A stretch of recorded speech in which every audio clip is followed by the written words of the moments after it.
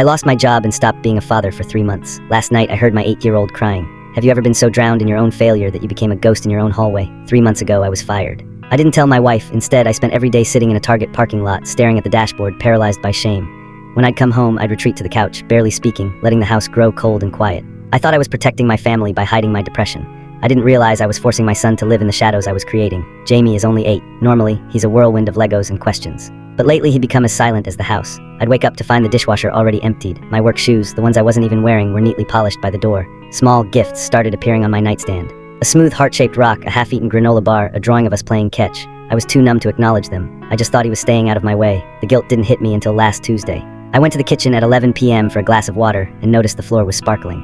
My 8-year-old had stayed up to mop the kitchen because he saw my wife crying over the bills earlier that day. He was trying to fix the house so I wouldn't be so sad. I walked past his bedroom door and heard a sound that shattered my heart. It wasn't a loud tantrum. It was a rhythmic, muffled sobbing into a pillow. I pushed the door open. Jamie was curled in a ball, clutching a photo of us from last summer. He was trying so hard to be quiet, trying not to burden me with his grief. When he saw me, he didn't complain. He just whispered, "I'm sorry, Dad.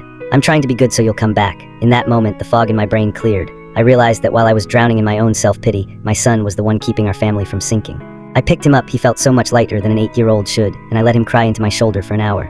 I realized I had failed the one job that actually mattered. Being a provider isn't about the paycheck. It's about being the person your child can lean on when the world gets dark.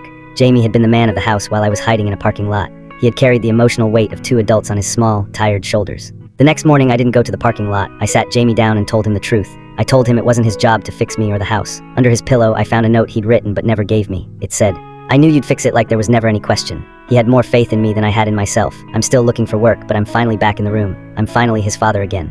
If you've ever struggled with your mental health while parenting, how did you explain it to your children without making them feel responsible?